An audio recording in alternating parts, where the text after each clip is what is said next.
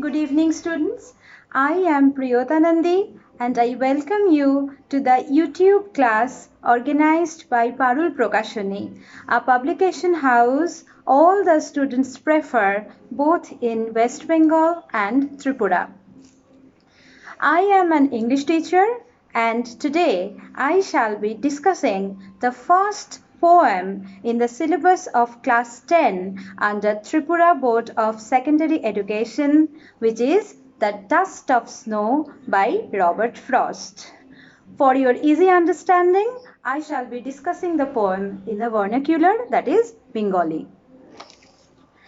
আলোচনা শুরু করার আগে তোমাদের বলে দিই টিবিএসসির যে নিউ কোয়েশ্চেন প্যাটার্ন সেই অনুযায়ী ক্লাস 10 এর অ্যানুয়াল বোর্ড এক্সামের 80 নম্বর থাকবে রিটেন 20 মার্কস হচ্ছে ইন্টারনাল অ্যাসেসমেন্ট দ্যাট ইজ 100 এবার এই 80-র মধ্যে 80-র মধ্যে 30 থাকবে তোমাদের ফার্স্ট ফ্লাইট আর ফুটপ্রিন্টস উইদাউট ফিট এই দুটি টেক্সচুয়াল রিডিং এর উপরে অর্থাৎ এই দুটি বই থেকে আমি প্রতিটি টেক্সট আলোচনা করার সাথে সাথেই তাদের ব্রড কোয়েশ্চেন্সগুলো বলে দেব So then let's start discussing the poem Dust of Snow by Robert Frost. First Flight বইটির পোয়েট্রি সেকশনের প্রথম পোয়েম হচ্ছে Dust of Snow এবং এই কবিতাটি তোমাদের হাফ ইয়ারলি এক্সামেও থাকবে আমি প্রথমে খুব অল্প কথায় পোয়েমটার থিম বা বিষয়বস্তু একটু বলে দিচ্ছি রবার্ট ফ্রস্টের এই ইজি ল্যাঙ্গুয়েজে লেখা ছোট্ট কবিতাটি নেচারের বা প্রকৃতির যে আনইম্যাজিনেবল হিলিং পাওয়ার যে অসম্ভব সুন্দর একটা মন ভালো করে দেওয়ার যে ক্যাপাসিটি সেইটা তিনি এই কবিতায় দেখিয়েছেন কবির নিজের একদিন মন খারাপ হয়েছিল কেমন এবং সেই সময়ে তিনি হেমলক ট্রিয়ের ডালে বসে থাকা একটি কাক ডানা ঝাপটায় তিনি হাঁটছিলেন এবং সেই সময় হেমলক ট্রিতে বসে থাকা একটি কাক ডানা ঝাপটায় চারদিকে বরফে ঢাকা ছিল কেমন গাছের উপরে পাতায় ইত্যাদিতেও বরফ পড়েছিল এবং কাকটির এই মুভমেন্টের ফলে বেশ কিছুটা স্নো যেটা ধরো গাছের ডালে বা পাতায় ডাস্টের মতো হালকাভাবে জড়ো হয়েছিল সেই স্নো হঠাৎ করেই কবির গায়ে এসে পড়ে কেমন এবং এই ছোট্ট ঘটনাটা এই যে গায়ে হঠাৎ করে বেশ কিছুটা বরফ এসে পড়লো বরফের ডাস্ট মানে এই ছোট ছোট পার্টিকেলস এসে পড়লো তাতে কিন্তু কবির যে মন খারাপ যে মেলানকালি তার যে সরো তার যে তিনি যে গ্লুমি হয়েছিলেন আপসেট হয়েছিলেন সেটা হঠাৎ করে একদম উধাও হয়ে গেল এবং তার বাকি দিনটা খুশিতে ভরে গেল এই হচ্ছে কবিতাটার বিষয়বস্তু এবারে যেহেতু এই ডাস্ট অফ স্নো যেটা কবির গায়ে এসে পড়ার ফলেই কবির মনটা তার মন খারাপটা আমূল চেঞ্জ হয়ে তার বাকি দিনটা সুন্দর হয়ে গেল সেই কারণে এই কবিতার নামকরণ রবার্ট ফ্রস্ট যে করেছেন ডাস্ট অফ স্নো সেটা কিন্তু অ্যাবসলিউটলি অ্যাপ্রোপ্রিয়েট একদম জাস্টিফাইড টাইটেল ঠিক আছে এবারে কবিতার ফরম্যাটে চলে যাই there are 2 stanzas of 4 lines in the poem শুধুমাত্র দুটো স্টানজা আছে এবং দুটো স্টানজায় 4টে করে লাইন আছে অর্থাৎ the poem has only 8 lines ঠিক আছে আমি প্রথমে এই 8টি লাইনের একদম ওয়ার্ড বাই ওয়ার্ড যে মিনিং যে অর্থ সেটা তোমাদের কাছে ক্লিয়ার করছি So let's read the poem Dust of Snow by Robert Frost The way a crow যেভাবে একটি কাক shook down on me shook down করা হচ্ছে shake down এর past tense তাহলে shake down করা মানে কি ঝেড়ে ফেলা তাহলে shook down on me আমার উপরে ঝেড়ে ফেলেছিল the way a crow যেভাবে একটি কাক shook down on me আমার উপরে ঝেড়ে ফেলেছিল the dust of snow ধুলোর বরফের গুঁড়ো from a hemlock tree কেমন হেমলক এক ধরনের গাছ আমরা পরে বিস্তারিত আলোচনা করব সেই হেমলক গাছের উপর থেকে এই বরফের গুঁড়ো আমার গায়ে ঝেড়ে ফেলেছিল একটি কাক যেভাবে সে ফেলেছিল লাইন নাম্বার 5 এ এসো has given my heart সেই ঘটনাটা আমার মনকে দিয়েছিল has given my heart a change of mood কি মেজাজ মানসিকতা বা বলা যেতে পারে মনের অবস্থা। তো চেঞ্জ অফ মুড হচ্ছে মনের যে অবস্থা ছিল সেটাকে একদম বদলে দিয়েছিল। তাহলে এই যে ঘটনাটা ঘটলো, যে একটা কাক হেমলক গাছের উপর থেকে আমার গায়ে ডাস্ট অফ স্নো ছিটিয়ে দিল, তাতে কিন্তু আমার মনের যে অবস্থা সেটা একদম চেঞ্জ হয়ে গেল। has given my heart a change of mood and saved some part, এবং কিছুটা অংশ বাঁচিয়ে দিল কিসের? of a day I had rued। কেমন? রিউ করা মানে কোনো কিছুকে খুব দুঃখিত হয়ে থাকা কোনো কিছুর বিষয়ে, বা বিটারলি রিগ্রেট করা কিছু নিয়ে, কেমন দুঃখিত হয়ে থাকা। তাহলে একটা দিন, যে দিনটাতে আমি শুধু বিটারলি রিগ্রেট করছিলাম, সেই দিনটাকে একদম চেঞ্জ করে দিল কে? ডাস্ট অফ স্নো, যেটা ওই কাকটা হেমলক ট্রি এর ওপর থেকে আমার গায়ে ফেলেছিল। So this is the very elementary reading of the poem. একদম বেসিক যে ওয়ার্ড বাই ওয়ার্ড রিডিং, সেইটা আমরা এখানে করলাম। তাহলে আমরা ফার্স্ট রিডিং এর ফলে দেখলাম যে কবির এক বরফে ঢাকা শান্ত দিনে কোনো কারণে মন খারাপ ছিল। বহু কারণেই মন খারাপ হতে পারে, এবং কেন মন খারাপ সে সম্বন্ধে কোনো হিন্ট কিন্তু কবি আমাদের এই কবিতায় দেননি। কিন্তু আমরা বুঝতে পারি যে কবির মন ভালো হওয়ার কোনো সম্ভাবনা কিন্তু ছিল না। এইরকম একটা সময়ে যখন কবি এক হেমলক গাছের নিচে এসে দাঁড়ান বা বসেন, একটি ছোট ঘটনা আকস্মিকভাবে ঘটে যায়। সেটা কি? গাছের ডালে বসে থাকা একটি কাক, গাছের ডালে বসে থাকা একটি কাক, সে তার ডানা ঝাপটায়, সে কিছু মুভমেন্ট করে, এবং সেই গাছের ডালে এবং পাতাগুলির উপরে পড়ে থাকা যে বরফের কুচি, সেইগুলি কিন্তু কবির গায়ের উপরে, মাথার উপরে হঠাৎ করে এসে বেশ কিছুটা বরফের কুচি বা ডাস্ট অফ স্নো এসে পড়ে। কবি একদমই এই আকস্মিক ঘটনার জন্য প্রস্তুত ছিলেন না, তাই হঠাৎ করে কিছুটা বরফ তার গায়ে বা মাথায় এসে পড়ায় তিনি কিন্তু বেশ মজা পান, এবং তার যে গ্লুমি মুড, তার যে দুঃখিত মুড, তার যে মেলানকালি, তার দুঃখ, সেটা কিন্তু একদম নিমেষে উধাও হয়ে যায়।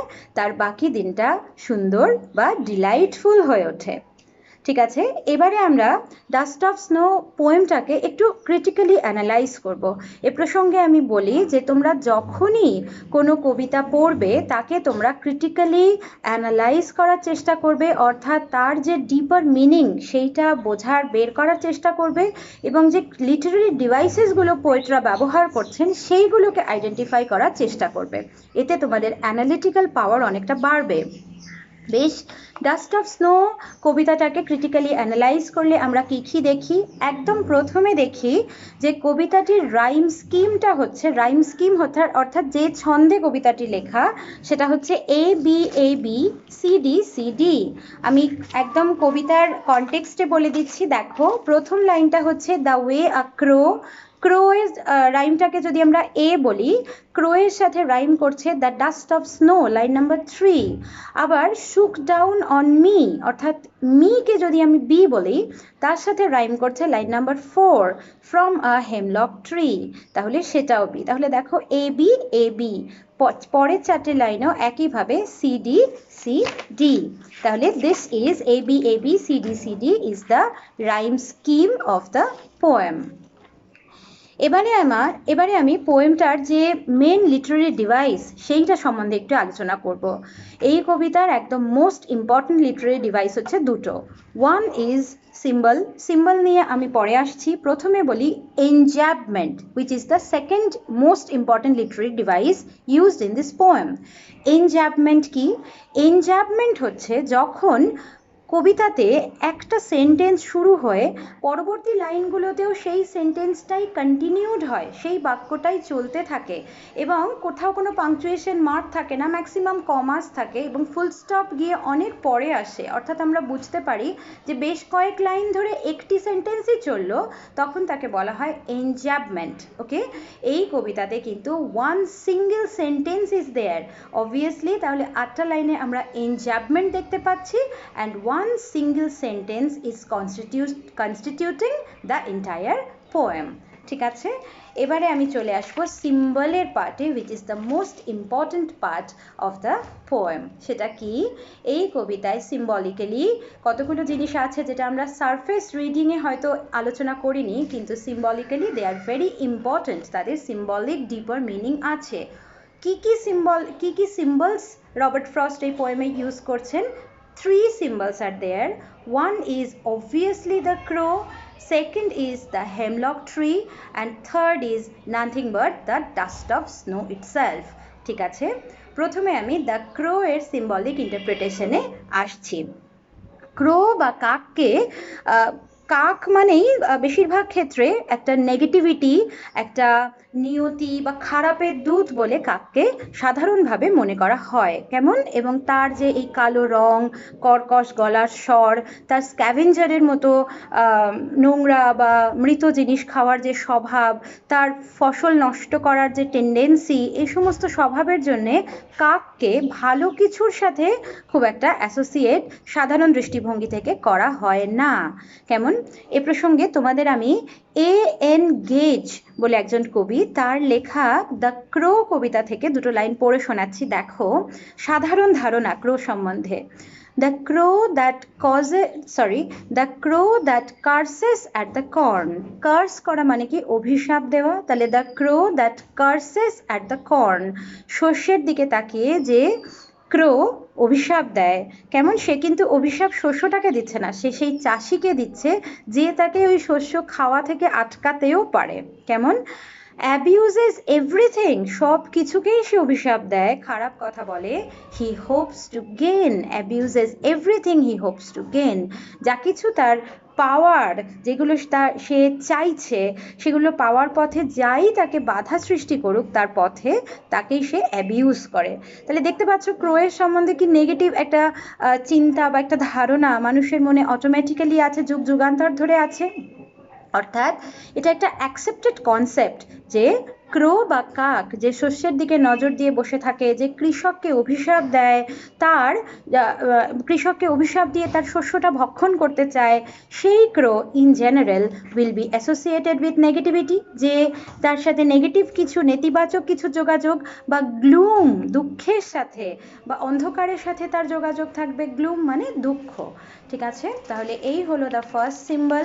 Use of the first symbol আমি একটু পরে এক্সপ্লেন করছি। First let me tell you the symbolic interpretation of hemlock tree. ঠিক আছে, দ্বিতীয় সিম্বলটা হেমলক ট্রি, এবং এখানে কবি এই কবিতায় ডাস্ট অফ স্নোতে হেমলক ট্রি বলতে হেমলকের যে টাইপটাকে বুঝিয়েছেন সেটা হচ্ছে পয়জন হেমলক। কেমন? বিষাক্ত যে হেমলক গাছটা। তাহলে পয়জন হেমলক প্লান্ট, বা তাকে স্পটেড হেমলকও বলা হয়, সেটি একটি হালকা সবুজ বর্ণের কনিফেরাস জাতীয় উদ্ভিদ, অর্থাৎ সরলবর্গীয় উদ্ভিদ, যার বিষক্রিয়ায় কিন্তু রেসপিরেটরি সিস্টেম একদম কোলাপস করে যেতে পারে, আমাদের শ্বাসরোধ হয়ে যেতে পারে এবং মৃত্যু পর্যন্ত হতে পারে। ঠিক আছে, পয়জন হেমলক। তাহলে স্বাভাবিকভাবেই বুঝতে পারছো যে হেমলক ট্রিও প্রাচীনকাল থেকে যা কিছু ব্যাড, যা কিছু ওমিনাস, যা কিছু নেগেটিভ, যা কিছু গ্লুমি, তার সাথে তার অ্যাসোসিয়েশন।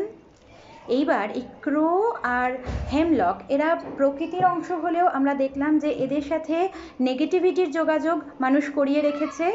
রবার্ট ফ্রস্ট কিন্তু তার ডাস্ট অফ স্নো পোয়েমে তিনি দেখিয়েছেন যে এই যে কনভেনশনাল বিলিফ বা প্রচলিত বিশ্বাসগুলি রয়েছে সমাজে, সেগুলো নেহাতি বহু ব্যবহারে একদম জরাজীর্ণ, পুরনো।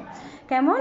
আসলে কাকও একটি পাখি এবং হেমলকও একটি গাছ, যাদের ক্ষতিকারক কোনো উদ্দেশ্য নেই। এরাও কিন্তু প্রকৃতির অংশ, এবং দুঃখিত মানুষের মন ভালো করে দেওয়ার জন্যে এরাও সক্ষম। এরাও কিন্তু দেখো কবির মন ভালো করে দিল শুধু একটি কাক যে হেমলক গাছের ওপর বসেছিল। দুটো নেগেটিভ আসপেক্ট তারা কিন্তু কবির কি করলো, মনটা ভালো করে দিল। তাহলে Robert Frost is basically evoking a kind of change in perspective. তিনি আমাদের দৃষ্টিভঙ্গির একটা বদল চাইছেন। ঠিক আছে, থার্ড সিম্বল আমি আগেই বলেছি the dust of snow or snow itself, যাকে আমরা এখানে ডাস্ট যেহেতু হয়ে যাচ্ছে আমরা তাকে ফ্রেশ স্নো হিসেবে ধরে নেব। তাকে কিন্তু আমরা পুরনো স্নো যেটা জমে গিয়ে আইস হয়ে গিয়েছে পার্শিয়ালি, সেই স্নো এর কথা আমরা এখানে বলছি না। This is absolutely fresh snow, ঠিক আছে, যেটা ধুলোর মতো গুঁড়ো হয়ে গায়ে পড়ে যেতে পারে, ঠিক আছে। এই স্নোটাই কিন্তু এখানে একটা ফ্রেশনেস বা একটা ব্রাইটনেসকে সিম্বলাইজ করছে, যেটা লেখকের মনে গ্লুম সরিয়ে ডিলাইট বা আনন্দ বা হ্যাপিনেস এনে দিতে পেরেছিল, ঠিক আছে। These are the symbolic interpretations, these are the important symbols of the poem, and obviously we can symbolically interpret the poem as this. কিভাবে আমরা দেখলাম যে poet একটা melancholic mood এ মন খারাপ করে is walking in a snowy landscape, তিনি একটা বরফে ঢাকা ল্যান্ডস্কেপের মধ্যে দিয়ে হাঁটছেন, এবং আমরা এই ছবিটা যদি কল্পনা করে নিই আমরা এবার দেখতে পাবো যে কবি হাঁটতে হাঁটতে একটা হেমলক, পয়জন হেমলক, সেই গাছের নিচে এসে দাঁড়ালেন।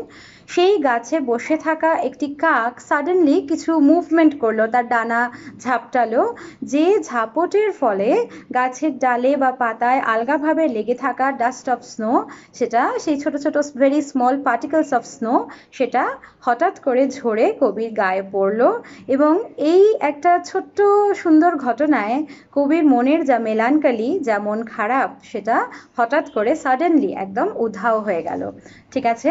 আমরা দেখলাম প্রকৃতির দুটো একেবারেই অপ্রিয় বস্তু, আপাতভাবে যাদেরকে আমরা খারাপ বা ক্ষতিকারক বলে মানুষ এড়িয়ে যায়, আমরা এড়িয়ে যাই, তারাই কিন্তু কবির বাকি দিনটিকে, যে দিনটিকে কবি রু করছিলেন, যে দিনটিকে কবি হেভিলি রিগ্রেট করছিলেন, তার ভালো লাগছিল না, সেই দিনটিকে কিন্তু বাকি যে অংশটা দিনটার সেটাকে সুন্দর করে তুলল, এবং কবির মন একদম পরিবর্তিত হয়ে গেল, চেঞ্জ অফ মুড অকার্ড, ঠিক আছে। তাহলে এই হচ্ছে আজকের কবিতার সারমর্ম। এবার আমি খুব অল্প কথায় রবার্ট ফ্রস্ট বা আমাদের পোয়েট সম্বন্ধে একটুখানি বলে দিই। রবার্ট ফ্রস্ট একজন বিংশ শতাব্দীর প্রথম দিকের আমেরিকান পোয়েট, ঠিক আছে। তিনি তার পোয়েট্রির জন্য পুলিৎজার প্রাইজ পেয়েছিলেন।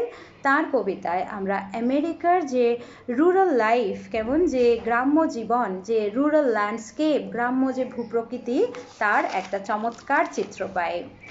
কন্টেম্পোরারি লিটারারি ক্রিটিসিজম এই বইটি রবার্ট ফ্রস্ট সম্বন্ধে বলছে, frost became one of আমেরিকাজ rare public Literary figures and almost an artistic institution. তিনি নিজেই যেন একটা যে শিল্প চেতনা, যে আর্টিস্টিক ইনস্টিটিউশন, একটা প্রতিষ্ঠানে পরিণত হয়েছিলেন শিল্পচর্চার বা সাহিত্যের, ঠিক আছে। ফ্রস্ট 31 বার, জেনে রাখো তোমাদের ভালো লাগবে, ফ্রস্ট ফর 31 টাইমস তিনি নোবেল প্রাইজের জন্য নমিনেটেড হয়েছিলেন, কিন্তু তার নোবেল প্রাইজ পাওয়া হয়নি। এবার আমি বলেছিলাম যে ব্রড কোয়েশ্চেন্সগুলো বলে দেব। ডাস্ট অফ স্নো থেকে মূলত আমরা দুটো বড় প্রশ্ন 8 নম্বরের প্রিপেয়ার করলেই সেটা I think that will be enough. কোয়েশ্চেন্সগুলো এইরকম। প্রথমটা হচ্ছে, আমি একটু স্লো বলছি, দেখে নাও। What is the dust of snow? একদম প্রথম প্রশ্ন যে ডাস্ট অফ স্নো বলতে কি বোঝায়। এর সাথে অ্যাসোসিয়েটেড কোয়েশ্চেন হচ্ছে what does the poet say has changed his mood. Dust of snow কি, এবং পোয়েট কি বলতে চাইছেন যে কোনটা তার মুডটাকে চেঞ্জ করে দিয়েছে, ঠিক আছে। ডাস্ট অফ স্নো বলতে আমরা সহজেই বলতে পারি very small particles of freshly fallen snow, ঠিক আছে। আর কোনটা মুড চেঞ্জ করে দিয়েছে, obviously the dust of snow itself.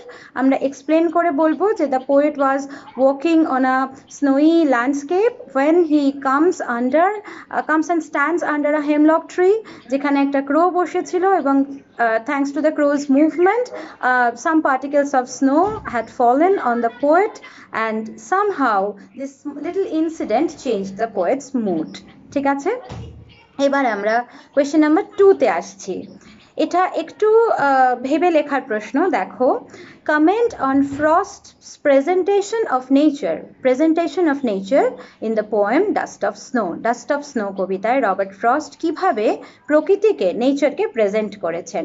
Obviously আমরা নেচারের যে সারফেস বর্ণনা সেটা বলবো, এবং তারপরে ক্রো আর হেমলক ট্রি এর সাথে ওমেনের যে যোগাযোগ, যে ওমিনাস আর নেগেটিভিটির যে যোগাযোগ, সেই কথাগুলো বলবো।